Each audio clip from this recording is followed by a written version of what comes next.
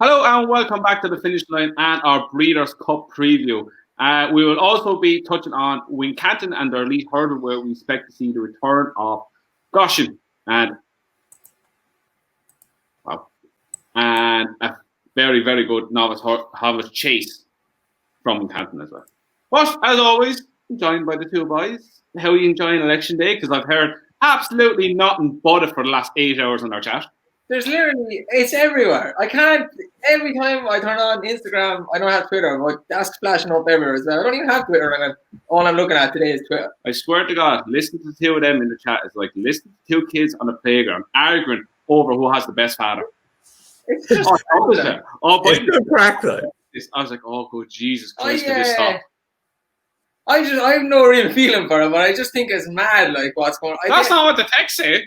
I'm telling you, that is not what the text say, Dave. Right? RTE News, right, since say February when the COVID thing came about, it's literally all day all you see is COVID.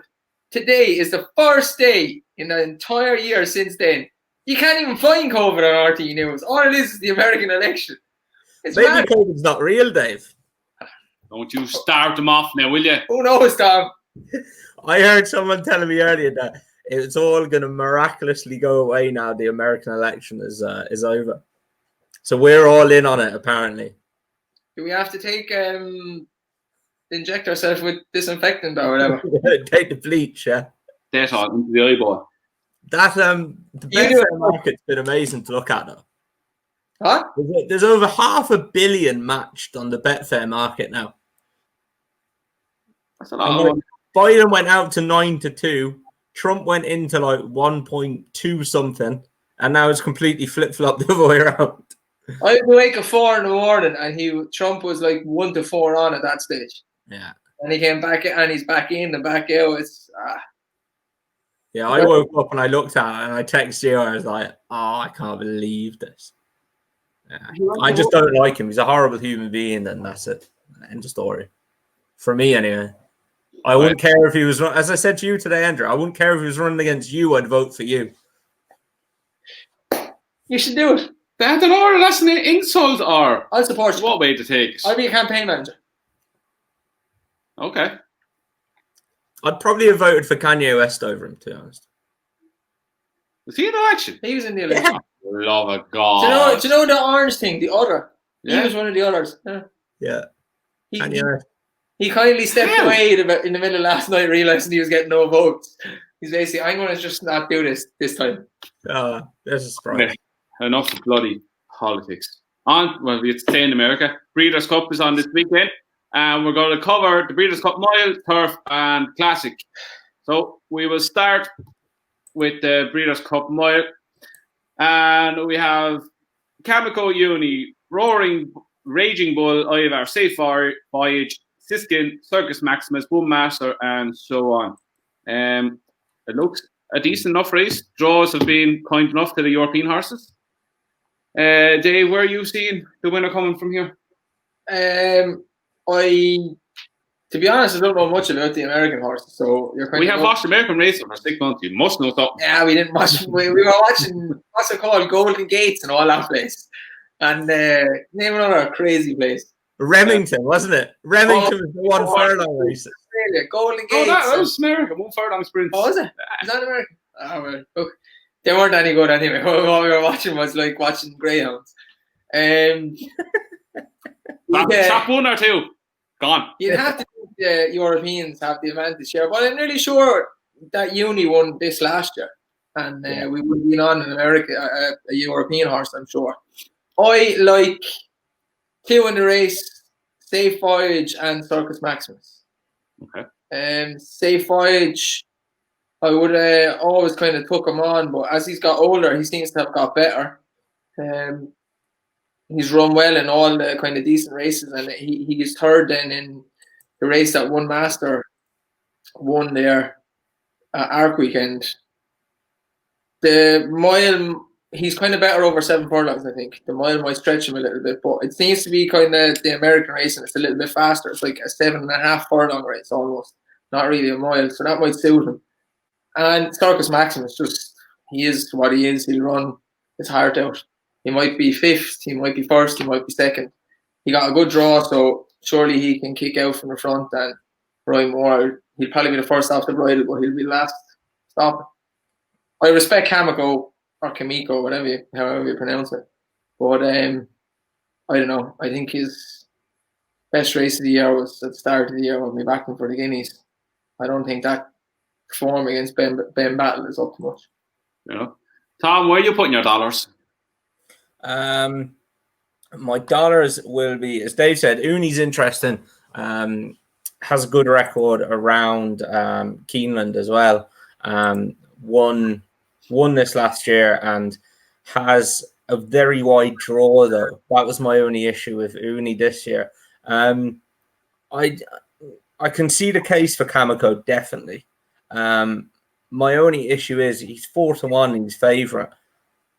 I just think there's a bit of value if you look further down. It opens up a bit. I don't know much about the two American horses in there, Ivar and Raging Bull. One Master has been to every dance this year, hasn't she? Fair play to her. Like, she wouldn't surprise you if she finished in the places again. Circus Maximus needs to bounce back, but usually runs his race. The one I'm going to go for though is Siskin, which I was a big Siskin fan at the start of this year, and he won the Guineas well, and he went to Goodwood then and was third. Like, didn't 100% get the run of the race there, but was probably beaten by a very good horse in Mahafa. Went to Longchamp then, and it just didn't happen for him behind Persian King. If you put a line through that, his form is still very, very good. And I actually think that a race like this will suit him. You imagine he's just going to be in behind the leaders. He's going to have to come through horses. He's probably going to have to barge his way out like he did in the Guineas. And if he comes back to that, he's 11-1 in the place. Very happy to take a bit of that each way. He's got a good draw in stall 4. If he can get out and get a nice position just in behind the leaders, he should be well able to challenge turning into the straight. So, I'm going to take a chance on him. Well, it's not a shock to anyone that I'm going to go with Kamiko. There is logic behind it. He is a lovely jaw. He's going to get a lovely toe into the race off Circus Maximus. I think a mile around a track like this is going to play to his strengths. Circus Maximus is going to go off like the clappers. He's going to make it a stamina test. 1 mile around a track like that, I think is just perfect for Kamiko. I would have been worried about Uni or whatever way you want to pronounce this, but as Tom said, he's drawn out wide. He won this well last year.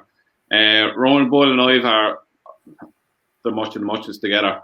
I was looking at Siskin as well, as Tom was saying, but I went back to look at his race at Goodwood. The way he hung his head that day, and it put me off him altogether. I can't have him on that, but this could be the kind of track that suits him, where he actually has to turn the whole way instead of running a straight line. But I really think Kamiko has a great chance of winning this. I think 4-1, yeah, it's a bit skimpy for a European horse traveling over to America that's never run in America before. But he's American bred, though. He is American bred. It's on grass, which is a huge plus, because they tried his roaring line on it last year on the dirt, and it didn't seem that at all. But I think 4-1, I know it's a bit sharp, but I think he's going to take a hell of a lot of beating in this. If you go through it, he has much of the beating of most of these. He finished behind Siskin at Goodwood, where he got no run. He won the Guineas. He won then at Goodwood. He always looked like he was, or Newmarket, where he looked like he was always doing enough. I think 4-1 is it's skimpy enough, but I think he's worthy favourite, and I will be backing him a 4-1. So I think this could be a good start to a late Saturday evening for the European horses. So yeah, I'm quite keen on Kamiko to win. Silence. Awesome. I like my two, but I would not be surprised if Siskin runs a good bit better than he has run in the last couple of races. So won't surprise me. I just think he's one who could just bounce back, and you're kind of not, I do agree with expecting him to, but he probably will. I do agree with you that the race will probably suit him as well. So I'll put it like this. I think the European horse is definitely going to win. I think they're all drawn in the good positions. I'd be disappointed if European horse doesn't win. Yeah. So I'm Chemical, Davis, Circus Maximus, and Safe Voyage. And Tom is Siskin. Siskin, yeah. So yeah, stop calling it Siskin. Next we'll move on to the Breeders' Cup Turf over a mile and 4. This looks unbelievable race. We've Magical, Taranawa, Mogul, Lord North, United, Channel Maker, and so on. We may as well start with you. Your lover girl. Are you going to roll in over it again? Yeah, I'm back Magical again. I really, really like Taranawa as well, though. I genuinely think she is a chance in the Arc next year. But I love Magical, and I'm not going to go against her. Taranawa is so good as well, though.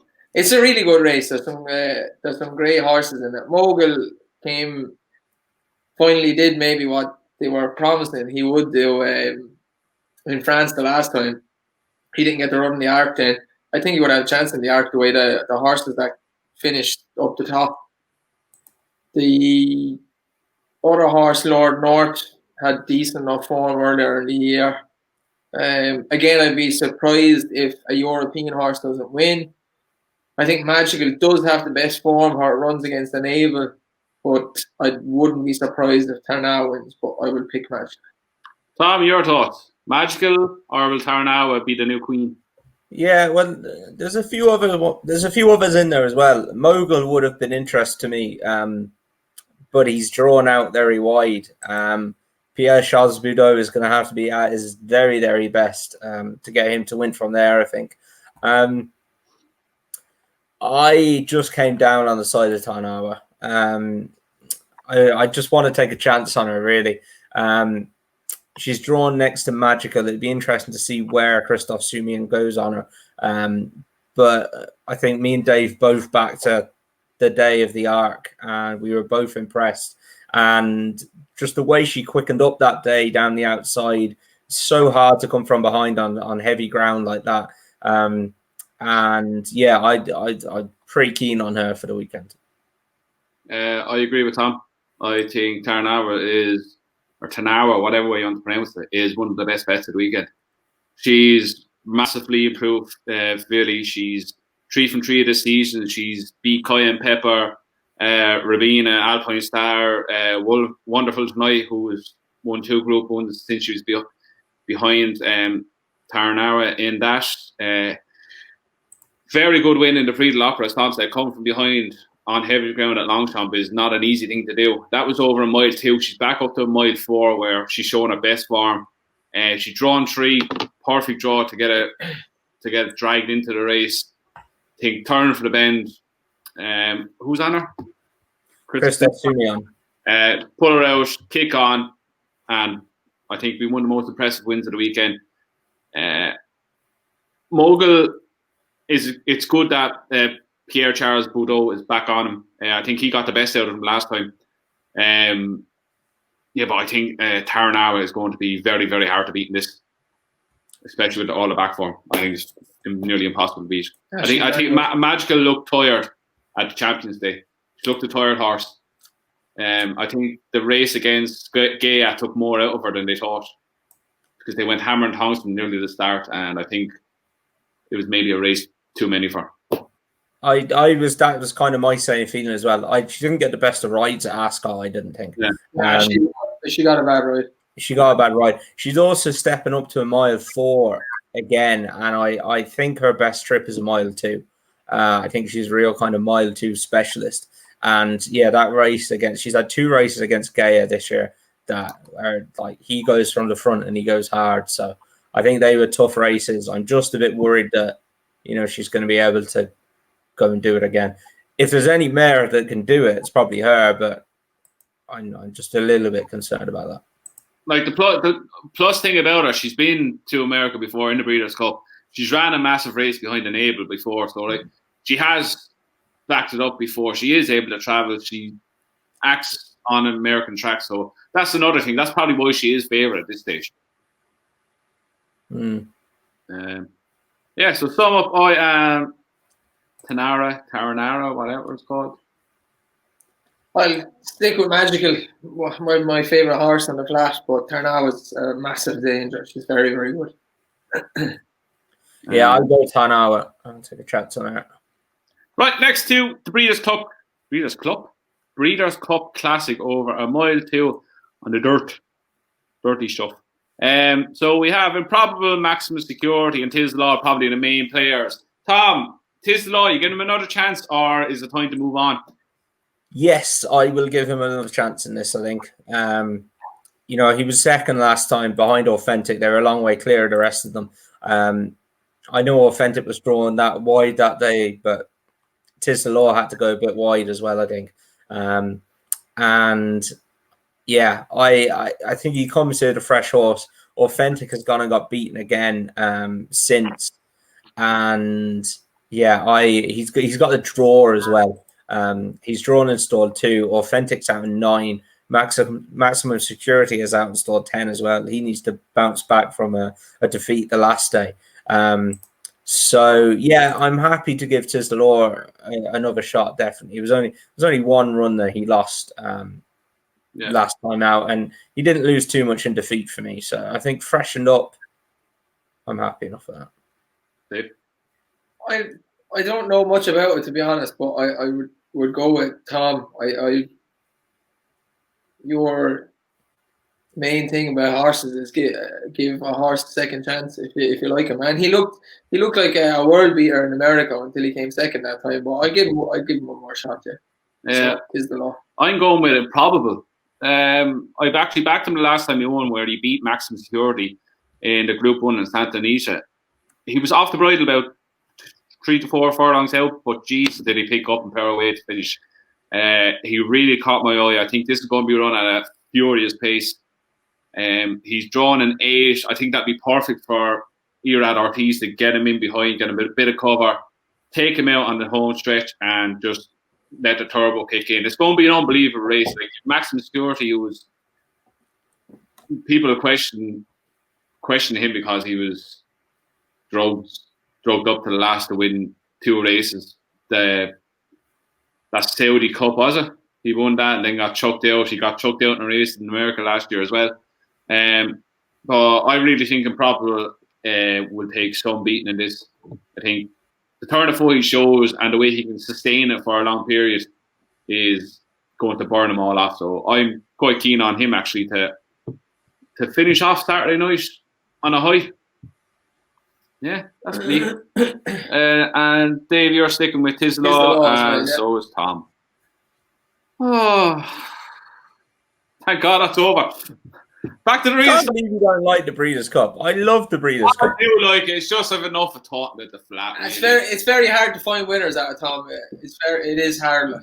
Yeah, I've done okay, and then I've done poorly. I've had years where I've cleaned up, and years where I've not had a winner all weekend. We both back. What's the filly's name? Joseph O'Brien's filly last year. Oh Jesus!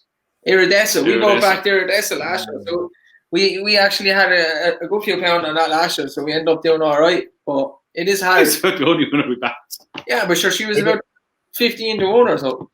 It ends up being that kind of a meet as well. That's why I've gone for Siskin. I'd never be hard on a favourite because it's like Cheltenham over there. Really, they're all primed to run their race on the day, like so. Right, on to better things at hand. On to Wincanton and the Elite Hurdle. The Machine 2.0, the champion hurdle winner to be Goshen, is back over hurdles on Saturday. He's going against So Royale, who was current favourite, who was on the back of a quite impressive win in the Welsh champion hurdle, and Ballyandy was behind him that day. Dave, are we going to see Goshen, the real Goshen, back over hurdles? Look, if he runs, which I was unsure of, his price was going out during the week. I had him. We were talking about it the weekend. I had him in this race. Now, bearing in mind, he is not getting the weight allowance because of the way the race is being ran. But I had him as an even money, maybe like a 4 to 6 shot. And when it was priced up, he was 6 to 4, and he's 7 to 4, and he earned 15 to 8. And I was like, right, he's not running. But Gary Moore gave an interview either today or yesterday, and it would seem he is running. And now the jockey is jocked up on him as well. So I just think, I said it in the video previously about Botox has when Tom tipped him up, and I was a little bit unsure. Gary Moore in that interview said Botox has would have won the Triumph last year if he had a ran him, because Goshen would have failed, but Goshen would have bet him by a mile as well. So he's still saying Goshen is a far, far better horse than Botox has. And he came out and showed he's a decent horse for the level. Aspire Tower came out last week, made the Triumph hurdle form look a bit better. Now, Abracadabras is a bit of a monkey, but he is a bit of a monkey. He is what he is, and he ran so well in the Supreme. He's a bit of a donkey. So I will be shocked if Goshen doesn't win. If he runs, it means he's fit enough to run and the ground is safe, and I'll be shocked if he doesn't win. If he jumps like he jumped at Cheltenham, should be handy enough, really. I don't think there's any question at his face. He's having 2 flat runs already, so he is fit. So there's no excuses for him, really. The flat runs, like, some people are getting so out of hand with, blah, blah, he'll never win the champion hurdle and all that. But, like, he's a big brood of a horse. So the flat runs wouldn't bother me. If he comes out and runs stink on Saturday, then I'd be like, okay, he's not a champion hurdle horse. He has to win Saturday. Tom, does he have, in your opinion, does he have enough ability there to beat a horse like Chateau Royal, who has unbelievable form in the book? Like, he was placed behind Altior in a champion chase. He was back over hurdles at fourth last and bolted up in the Welsh champion hurdle. I think we're going to find out a lot about Goshen at the weekend. You'll actually be surprised by me, because I've never been fully on that Goshen bandwagon. But like, I think you have to look at this with a clear head and don't get excited. I told you, Andrew, before his first run on the flat, I messaged you. You put something on Twitter, and I wrote something back to you, taking the piss, saying, "Oh, I'll take him on." And it was only when I wrote it did I go and look at his form on the flat. His form on the flat was useless. I think there was like 1 winner out of 3 races or something like that.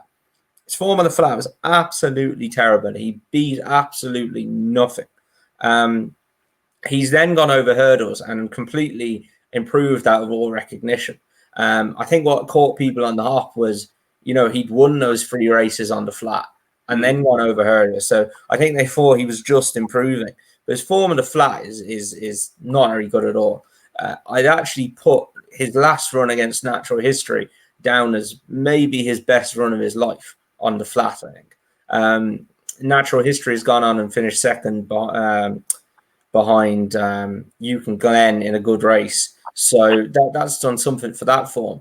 I just think he's a far better horse over hurdles from what we saw last year. He's got to improve his jumping, because even before he unseated, when he was unlucky, he was whacking his way through them. So he's got to pick up his jumping, all right. I think if he's going to be a champion hurdle horse, he's probably got to beat So Royale, because you'd imagine there's 2 or 3 in the champion hurdle that will beat So Royale. Is it a case where they just let him out, make his own run, and find out on the day, are we dealing with a genuine champion hurdle contender, or what do we have? Yeah, I don't think they have to go mental on him. I'm sure something will jump up sides him and they'll jump away together. Yeah, I think they'll at least get a lead off Brandon Castle. But how far along is he going to take him into the race? He's crazy, and it's going to be ridden by right anyway, so it's all the man. He won't be able to lead Goshen.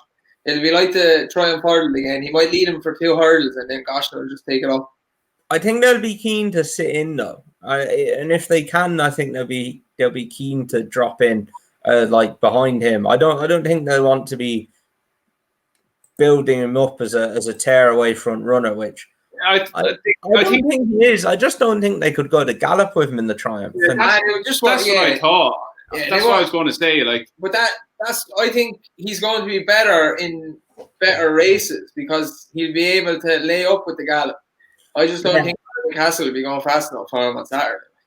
Yeah, I agree with you, Dave. I think he will be better in better races. I also hope his jumping improves as he goes faster. He's not exactly showing that at the minute, but that is a case in a lot of horses that, I've ridden them myself. I remember sizing Europe at school and over hurdles, and he just used to whack up. Like you'd hack up over them, and I remember riding the lead horse a couple of times for him, and you'd hack up over the first lot, and you'd just whack them. And then you'd go faster, and you'd actually say, right, come on. And you'd be winging over them, and he was slick as anything. Hopefully Goshen turns into that kind of horse. I think we actually seen the faster he did go at Cheltenham, the better his jumping was. Like the last jump wasn't a bad jump per se. It was a freak. He was asked for a big one. He gave it. It was just the landing where his front and back hoof got caught together. It was a good jump to clear it. As you said, I think the faster he goes, the better he's going to be. There was no this jumping to the left, jumping to the right. They were all clean. I don't know. I think he jumps a bit odd ways. You kind of wouldn't know what way he was going to go. He goes to his right most of the time, but I thought he went straight as a die at Cheltenham. Yeah, I don't know. I think Jamie brought him over to the right, knowing that he was going to run down one when he's on his own. He's not going to do that in top class company and get away with it. When Canton's a right-handed course, so that should help him. I think that's probably why they're looking to start off somewhere like that. So Royal is on the back of a wind up. He won last time on the back of the wind up. This is his second run. He's got some very, very smart form in the book. He's rated 155. I think Goshen, if he's going to be a champion hurdle horse, is going to have to beat him. But he's no lame rival. He's a very good horse in his own right. He's a Group 1 performer. He's proven Group 1 standard over fences. Even as we said, he was placing champion chases behind Altior. He always shows up, and he won the Welsh champion hurdle looking like a head and shoulders above the rest of them. He cruised through and he went on. Goshen will have to beat him to have any chance of winning the champion hurdle. I'm glad he's going against someone like this so early, so you can actually weigh up where he's come, and was he just a freak last year and hasn't really come to fruition what we all hoped. But look, we'll find out on Saturday at 3:00 whether he's the Goshen we all hope he is. But he has got he's rated 156. He's going to have to improve another 10 pounds to be a proper champion hurdle contender. So if you're going to do that, you've got to beat So Royal. Yeah, and you kind of hold hope that he's going to, because Aspar Tower, as we said, is after coming out and beating Abracadabras, who was touted as one of the main champion hurdle contenders this year. So he was going to absolutely destroy him at Cheltenham. So you're kind of hoping that, right, if Aspar Tower can do this, surely Goshen can at least match that. He won his races so easily last year as well. It's so hard to quantify how actually good he is, or were they that bad behind him. And he was going to do the same thing in the Triumph as well. He was going to win by 20 odd lengths. So if he comes out and wins on Saturday, and So Royal is a good horse, but if he walks around like he did last year and batters him on the bridle again, then you're thinking this thing is a freak of nature. So, I can't wait to see it. Let's be honest now. The only thing is, though, the prices. I think the prices are about right. I don't think you're getting any juice in there for him getting beaten in his flat runs, which I was kind of hoping you would. He hit 9-4 at one stage, and I was hoping, right, this is going to go 3-1 at some stage now, because he opened up to 6-4. When were you opening? Monday? Yeah, he opened up 6-4 on Monday when entries are out. And I was looking at it this morning. He was 9-4 at Paddy Power, and he was 5-2 in a place. Straight back into 13 days, 6-4 in a place now. So I say the word is out. He's definitely running, so that's why the price is going in. I think he's a bit bigger than that now, isn't he? Well, he wasn't. Is he still 94 there? We were looking at a couple of minutes ago. Yeah. Yeah, you can get 9-4 about him, and they'd make So Royal just favourite, which is 2-1. Yeah, it's maybe just about right. Right. He's the horse with the potential, but So Royale's the horse who's in good form this season and has got the back form in the book. So I make them pretty close in the market. So. I just hope the two of them are still standing coming to the second last and off they go. What'll be will be. But yeah, I'm going to take a chance for Goshen. I say take a chance. I'm going to back me view on him, and I'm going to go with him to beat So Royale. You're the same. Goshen, yeah. Tom? Yeah, I thought I'd probably shock you. Yeah, I'll take a chance on Goshen. Yeah, Jesus. I hope he does as well. Like I know we're all trying to piss at Envoy Allen and all that and a tongue tie, but I genuinely do like exciting horses and horses that go and win and look like they can be the best we've seen in a long time. So I do hope Goshen goes out and absolutely annihilates them. No, Champion Hurdle could deal with something like this now. Well, St. Roy couldn't do with someone like that. We could just do with St. Roy winning, but what did he say? I missed that. St. Roy couldn't do with something like that. We could just do with him winning. Yeah. If nothing else ran in the Champion Hurdle other than St. Roy, I'd be quite happy. Just try out the track and take money. Yeah, walk over, job done. Imagine getting a walk over, Shed. Unlikely. Yeah. Right. Move on to we go back a race in 225 in Canton, which is one of the most fascinating races of the weekend. It's a novice chase over 2 mile 4. We've Grand Sonsi, who was a very impressive chase winner at Chepstow, and we Fiddler on the Roof, and If Capvis is first and second of another novice chase that happened at Chepstow. Galaw or GA Law, whatever. Galaw. A 4-year-old who's been nothing but mighty impressive since he went over fences this year. And Hurricane Harvey, who beat Emiton on his chase debut. Tom, start with you. Pick the bones out of this one. Yeah, well, it was very tough when I was looking through it and struggling to make a selection really. And then I got a text while we were on recording to say that now this could be. I'm in a few WhatsApp groups. Dave got the other day. What's that? This is like one of the texts Dave got the other day. Yeah, some of the texts you get in these WhatsApp groups are a complete load of bollocks. It's funny, it's absolutely hilarious, some of it. And I'm telling you, Kevin Blake said one day, you're so better off clearing your mind of any of that stuff, making your own opinion. Like that fucking horse the other day that got backed in for 100 to 1 and 8 to 1. I'll go back.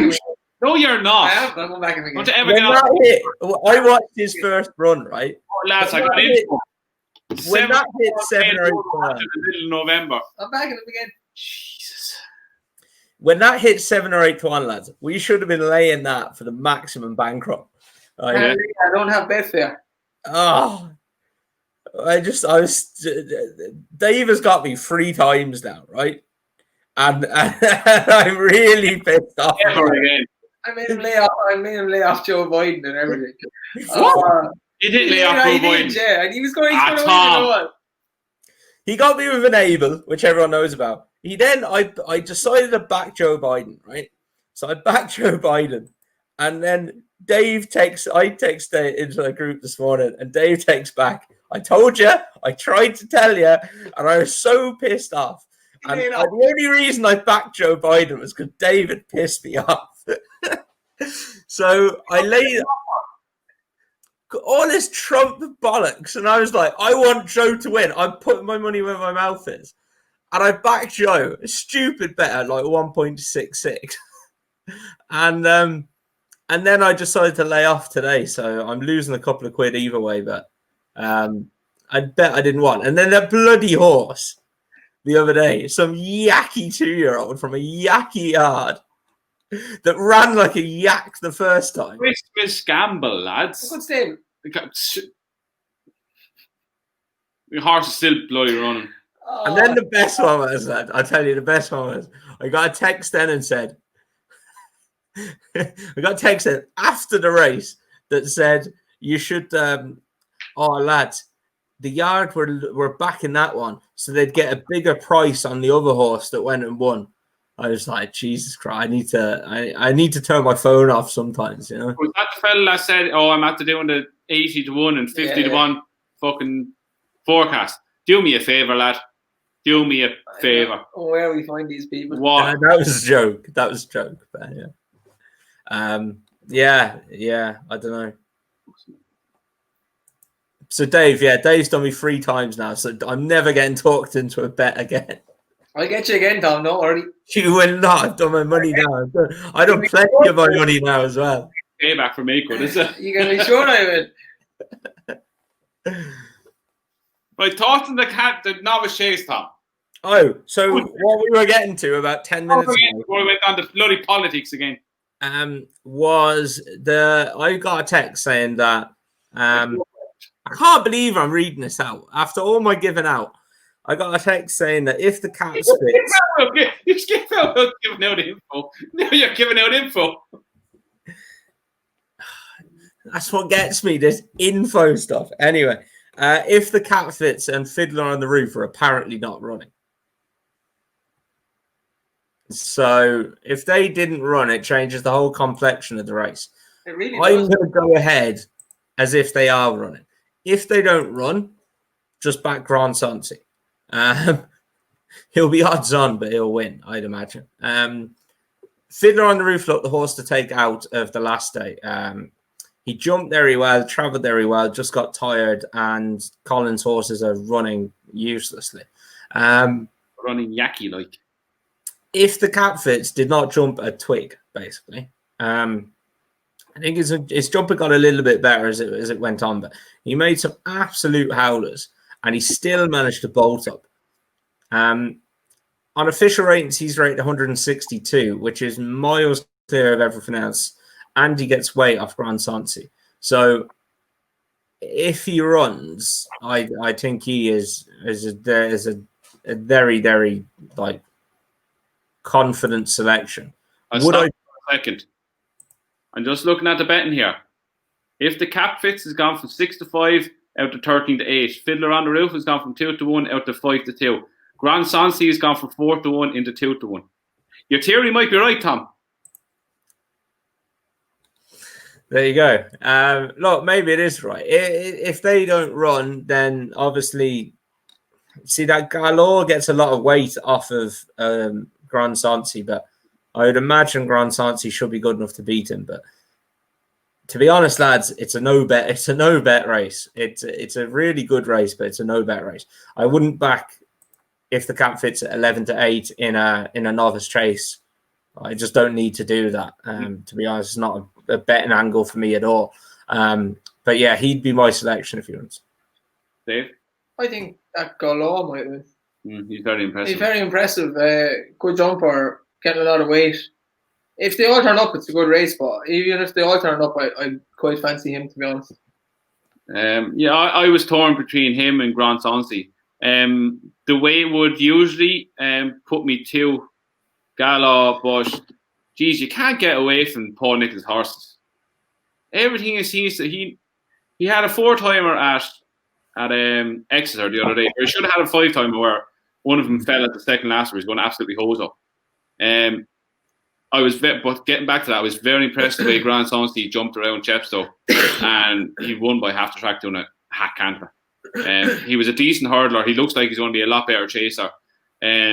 Going on all no form, and what we know about Grand Santi, the money's coming from, so he's definitely going to run. I'd say he's 2 to 1. I can see with Paddy Pollard, and I don't know what he's with Betfair or whatever, but I'd gladly take 2 to 1. That's being honest. I can't back Colin Tisdale's horses right now. They're running like they've got to losing a leg and losing a lung and everything else to go with it. If the Cap Fits, he can't get away with jumping like that much more races.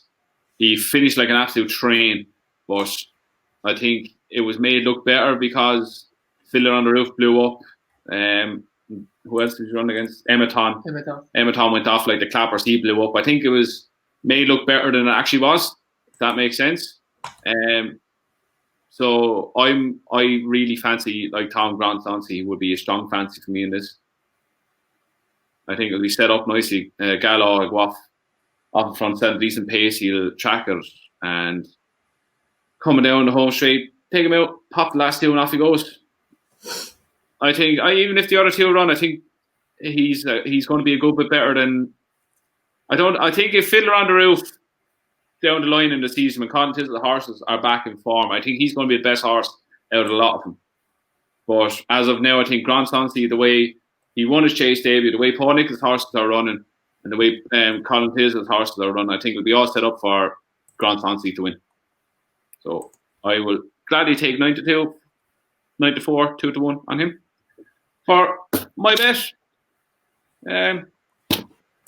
we just go on to Sunday. We're just going to touch on a few of these races because there's two races at Navan. The Lismon Hurdle and I forgot to write down. There's a chase as well, a Grade 2 chase, is it? I think. Fortria chase, that's it. We will start with Lismon Hurdle. Tom, Cider Burley, it looks like he's going to be in this along with Fury Road, who was a neck third in the Albert Barrel, and Roland Pump second in the Stairs. This will tell us a lot more about Cider Burley if he turns up again, and the other two turn up as well. Yep, it will do. He has an okay record fresh. That's when you're looking in and out of his suspect form. Yeah, that's plot job form. But yeah, 2 mile and 4 is probably the minimum for him, I imagine. But yeah, I'm looking forward to him. We'll find out a lot more about him. He's already the highest rated horse over hurdles in that race. So that will be very interesting. I hope he wins. The one I would look out for is Ronald Pump. Second in the Stayers last year. He's very, very good placed efforts in Ireland as well. He was placed behind Fakir Duderi in a Grade 1 chase before he went back over hurdles. He's a lovely horse who nearly always runs his race. And just to mention, his trainer, Matthew Smith, is in absolutely flying form. 3 winners from 17 runners, but that doesn't tell the story in its entirety. He's had a further 5 or 6 placed horses on top of that, and they all seem to be running well. So yeah, I think if Ronald Pump's going to beat Cider Burley, I'd say it could be on Sunday. What do you think? I think Fury Road and Cider Burley need all of 3 miles, so the race will probably suit Ronald Pump more than the other two. Mm-hmm. So I will go for him. That was shocked, please. I'd be interested to see if the 3 of them actually turn up. If Fury Road turns up, you'd be nearly sure this is a prep for whatever he's going to do during the season. Cider Burley, we'd probably find out more about him. And as Tom said, Ronald Pump, I think, is a bet in this week. There's no prices yet, but he's the horse, as Tom said. His trainer's in good form. He's had the 2 winners in lots of places. 2x4 would probably be more he'll appreciate the trip more than the other 2 would because they seem out and out stairs. Yeah, it'd be interesting to see if the 3 of them turn up. Even if the 3 of them turn up, I will side on Ronald Pump to win. Interesting to say as well. Suka Sunday makes his reappearance as well in this. Hopefully, be nice to see. Yeah, he usually leads to these 3 runs to get going. Takes a while to get fit. It'd be interesting to see even on that Jessica Harrington's horses. She seems to kind of be drifting away from the jumps there, didn't she? Yeah, she's more flat now. Just makes so much more sense. Like as a business model, training on the flat just makes so much more sense than over jumps. Right, on to the last one. We'll only touch on this because seems to be return of A Plutard He ran in this last year, didn't he? He was beaten by the beaten by JP Horse, Ballyosheen. Oh yeah, you're right. He was beaten by that Ballyosheen last year. Tom surely be winning this. He's up against bloody our new what's the bloody Kildare and Castle Grace Paddy. Surely going to win this, is he? Should win this, yeah. You'd be very disappointed if he didn't win this anyway. That's it, really. He should just win. If you don't win this, they should highly consider dropping back down to 2 miles. # please do it. Anyway, that is us wrapped up with the preview. I don't think he's going to win. Don't you? Nope. That is over 2 miles as well, by the way.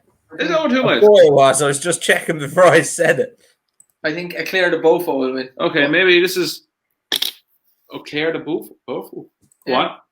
Just on the strength of his handicap form in Cheltenham last year. He was second to Chosen Mate, which I think is really good form. And Grenadine was fourth in that race, who's done a good bit for the form. He was absolutely revved up to the last to win that yesterday. But I think he's given him £9. I think it'd be quite hard first run of the season. I think he'll whoop him, if I'm honest. Henry's horse is like first time out. They all seem to be winning. He's had first time out maiden hurdle runners win. He's Asper Towers won first time out. I think they're a bit more forward than they usually are.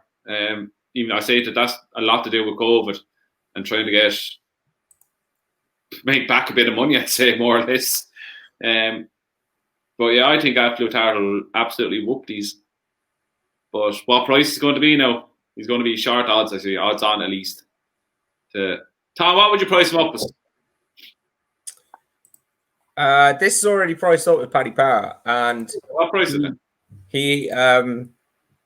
It's like 4 to 11. Oh, that's hard. 4 to 11. Eclair de Beaufort is 7 to 2. Castle Grace Paddy 6 to 1, or Newer 10 to 1. Kildare 16s, and Yaha Fizz 50s. Yeah. 7 to 2 each way yak bet. Oh, win. Win? Yeah. There's no each way. There's only fucking 6 runners. Ah, well, there you go. Straight up. Right. Nap's next best. Dave. My nap is Goshen. My next best is Magical. Tom? My nap actually comes on Friday. Oh, done. Here we go. No. At Keeneland. At Keeneland, Breeders' Cup Juvenile Turf. And there's also hasn't run 101 days. Drawn in stall 9s, a little bit wide, but I think it'll be fine. Couldn't believe his price. Battleground, 9 to 2. Oh, Tom. Get in there. Yeah, I will. I'll have a bit of that all day long. So he's my nap. Is he running with Lasix? Or Lasix? Don't know. The Racing Post probably don't tell you that. He must have been sick for the last while, though. Yeah, the only good thing is, though, because a lot of Aiden's juveniles were sick over the middle of the season, is he didn't run, which is a benefit. The worst thing, it's like a human, Dave. You'd know yourself. Like if you had a cold, like the worst thing you can do is train. Yeah, you're gonna make it worse. Like going out and like. There's one thing going out and exercising gently and keeping yourself moving. There's another thing going out and like running a 10K race or something flat out to the max. Yeah. Like that sounds familiar. Yeah.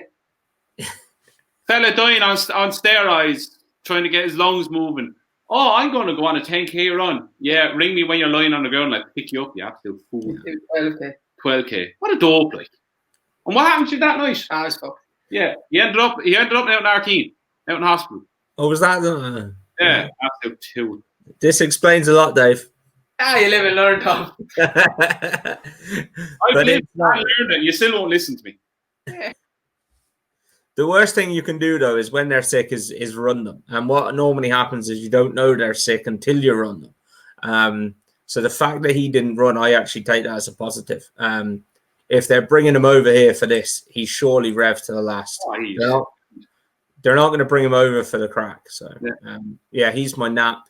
My next best is Tarnawa. My nap is Tanara. I'm thinking about saying that name 3 different ways. Yes. My nap is Tanara, and my next best is Goshen for the win. Good Saturday, lads. Come on, the Goshen. On the Goshen. I hope he wins that. So do I. So do I. Right. Nels, before we go, any performances over since Monday? Was it Monday? Since Monday that impressed you? Haven't really seen any racing, I don't think. There hasn't been much going on, really, to be honest. Yeah. No. Right. So on that. Well, yeah, the Howden Gold Cup Day or whatever it's called. That was a bit of Irish. At Exeter, that was a good day. But Grenadine is not going to go for the Paddy Power. Paul Nichols said he wants to go for the Tingle Creek. Imperial Aura doesn't get a penalty for the Paddy Power, right? Get this. You get a penalty for races won after the 1st of November. He won on the 1st of November.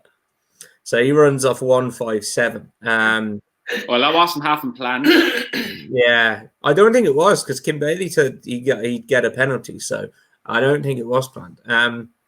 So he's interesting. But yeah, 10-1 has now gone about Simply the Bets. He's 8-1 best price. So. Still a decent price. My pre-Christmas gambling all revolves around him winning that race. So I think it'll be all right, Tom. And if he does, you'll see Tom outside Penny's busking.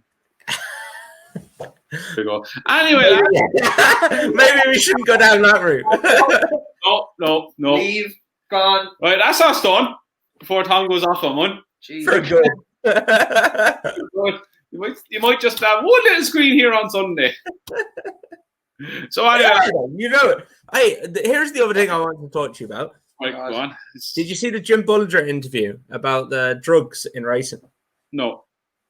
In the Irish field at the weekend, and apparently they got to the end of the interview, and he said to him, "Is there anything else you want to talk about?" And apparently, like everyone says, no, like that's us done. And he said, "Oh, there is actually," and he said, "It's like drugs in racing." And we're not on about jockeys for a change, which is a surprise. But he wants to see better testing by Horse Racing Ireland. And it's interesting. He seems to think that things are going on that aren't getting caught in the testing process that should be. But yeah, no, it's interesting to see. It's obviously something that Jim Bolger thinks is going on, and I saw Richie Forrester wrote a piece in the Racing Post as well on it. So it's going to go on in all sports. Like it goes on out in every sport. Like, there's going to be someone at least doing it and trying to get away with it. But I was listening to another. It's the kind of do anything to win attitude some people have. Yeah, it's bending those rules. It's like the cycling thing as well. It's trying to bend those rules as much as you can without breaking them. Yeah. But like I only read or listened to on another podcast actually today that cobalt wasn't tested for in horses in Ireland until Jim Bolger raised it. Just madness, So typical Irish thing though. Grand. Yeah. It is sometimes. You'd like we're world leaders in the sport. You'd like us to at least try and be world leaders in testing and keeping drugs out of it. Like it improves the breed of the horse and everything. So Yeah, I have no idea. But yeah. Interesting article if you Google it though. What's it on? It was on the Irish field. Might read it after. Somebody at me sleeping.